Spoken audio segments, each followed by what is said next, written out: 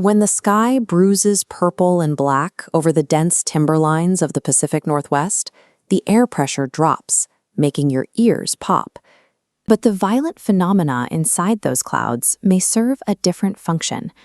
Are these storms actually the active hunting grounds of a colossal biological entity? This atmospheric violence marks the territory of the Thunderbird, a biological apex predator that has occupied the upper world for centuries. Before the creature is even visible, its massive movement creates powerful concussive shockwaves that ripple through the heavy clouds. These are physical, kinetic disturbances that signal an arrival far more substantial than a standard thermal updraft. This organism maintains a 25-foot wingspan, utilizing storm cloud gray plumage coated in specialized oils to repel torrential rain. It is built to dominate the highest reaches of the stratosphere. Survival at these altitudes requires a reinforced raptor skull designed to withstand extreme atmospheric pressure. Distinctive curved horns of hardened keratin provide a specialized crown for this high-altitude specialist. Internally, bioelectric nodes generate and store massive amounts of energy. It discharges this power as blinding electrostatic jolts, firing directly from its beak. Its plumage is a dense mixture of storm cloud gray and deep indigo. These feathers are naturally coated in oils designed to repel torrential rain, allowing the creature to remain flight-capable in extreme humidity. Indigenous North American histories have preserved this biological blueprint for centuries, providing a record of a physical entity that existed long before the modern era. The record of this creature is a unifying thread across the continent, particularly within the dense timberlines and coastal reaches of the Pacific Northwest. Tribal cultures viewed the entity as a divine protector and a bringer of essential seasonal rains. Its image, representing absolute strength and nobility, was frequently carved at the highest point of towering cedar totem poles. In the oral traditions of the Algonquian and Great Lakes tribes, these storms are described as chapters in an eternal war for control of the upper world. These histories explain lightning as a biological weapon. They describe the Thunderbird hurling direct electrostatic bolts down toward malevolent aquatic serpents that lurk in subterranean lakes. This narrative identifies the sky dweller as the primary check against the spirits of the beneath world, establishing a constant struggle between the atmosphere and the depths. These ancient stories function as a meticulous ecological record, documenting the violent, necessary balance required to maintain the world's opposing forces. By the late 19th century, the geographic focus shifted from the forests to the arid, sun-bleached frontier of the American West. Westward expansion brought ancient indigenous records into direct contact with the world of frontier journalism and early American cryptozoology. On April 26, 1890, the Tombstone epitaph published an account that would bridge these two worlds. Two Arizona cowboys reported a desert encounter with a colossal, exhausted winged creature. After reportedly shooting the beast down, the men described a massive wingspan and a smooth, leathery anatomy. They likened the physical evidence to a winged alligator with feathers. The legendary photograph of the cowboys posing with the beast remains a lost piece of Americana, though the newspaper's written account remains a fixture of frontier history. This single printed report moved the Thunderbird from a spiritual protector toward a tangible biological specimen, sparking a debate that continues to this day. The modern search for the Thunderbird now focuses on the massive supercells that roll across the Great Plains, seeking physical evidence within the heart of the storm.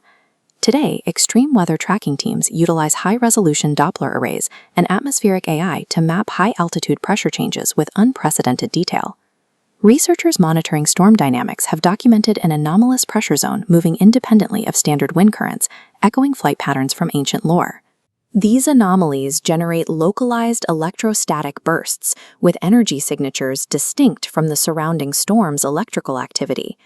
The quest to understand this entity has shifted from the carving of cedar poles to the monitoring of high-altitude weather stations, as we look for physical data to match centuries of observation.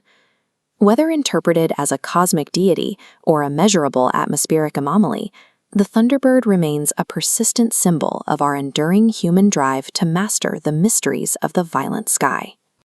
For centuries, the massive winged figures carved into indigenous totems were dismissed by early settlers as pure folklore. They were viewed as an ancient mythological metaphor used to explain the terrifying violence of seasonal storm cycles. By the 20th century, modern biology had closed the book entirely. Any historical frontier accounts of colossal birds were waved away as misidentifications of common, oversized California condors, pushed temporarily out of their normal range. Modern meteorology operated on a strict assumption. Our skies were fully mapped and understood, leaving absolutely zero physical space for undocumented apex predators to hide. Yet these anomalous sightings have persisted, opening a gap between our documented maps and the reports coming from the field, a gap that skepticism is struggling to close. The first major fracture in the skeptic consensus happened on a clear evening in July 1977 in the rural town of Lawndale, Illinois. Multiple adult witnesses watched two impossibly large birds, sporting massive 10 to 15-foot wingspans, circle low over a residential neighborhood. In a terrifying display of predatory aggression, the anomalous raptors actively descended over suburban rooftops, temporarily lifting a heavy physical object from a backyard before retreating to the tree line. 25 years later, the skies over southwestern Alaska produced a second major disruption. In October 2002, commercial bush pilot John Bucher and his passengers were operating a Cessna 207 when they encountered a dark-feathered anomaly in midair.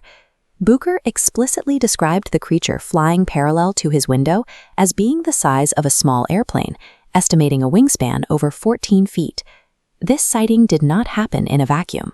Independent witnesses in nearby villages also reported the colossal bird hunting along the tree lines, forcing state biologists to issue official statements acknowledging the unexplained event. While these historical accounts are chilling, human memory under stress is incredibly fallible. Proving a biological impossibility requires stripping away human error entirely and replacing it with hard empirical data. The modern investigative era abandons eyewitness testimony for telemetry. Today, atmospheric AI researchers and professional storm chasers deploy mobile Doppler units directly into the path of severe squalls. This monitor displays a radar map capturing a massive supercell. The bright green anomaly is an impossible biological signature hidden inside the cloud wall. As the storm raged, that core reading actively moved against violent wind currents, proving it was a massive, self-propelled object. The team, utilizing armored vehicles and 8K documentary cameras, these teams attempted to penetrate the optically dense cloud walls of active supercells. The team's 8K documentary cameras caught the physical proof, a colossal, dark silhouette temporarily emerging from the churning moisture. The footage captured a massive discharge of electrostatic plasma arcing directly from the creature's hooked beak, illuminating its dark feathers against the storm clouds. This single frame bridges the gap between folklore and physics. It proves the ancient descriptions of lightning-generating birds were observations of actual, measurable bioelectricity. The ultimate technological escalation took place in April 2026, when an atmospheric research team launched an autonomous VTOL drone to intercept a severe squall line over the Pacific Northwest. The heavy-duty aircraft fought its way upward through the rain, violently pitching as it pushed deep into the thermal updrafts of the churning cloud wall.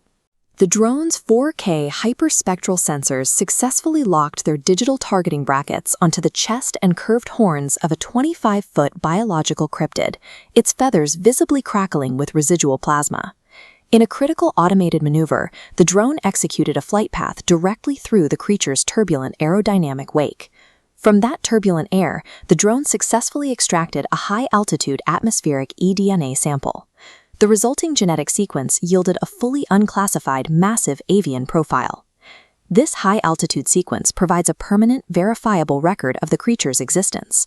It shifts the investigation from the realm of memory to the hard, cold reality of a genetic sequence. The compounding telemetry and genetic data force a complete rewrite of our understanding of the upper atmosphere. This entity is a highly evolved physical organism adapted for the most extreme environments on Earth. This diagram shows a cross-section of a severe supercell, illustrating the creature's biomechanics.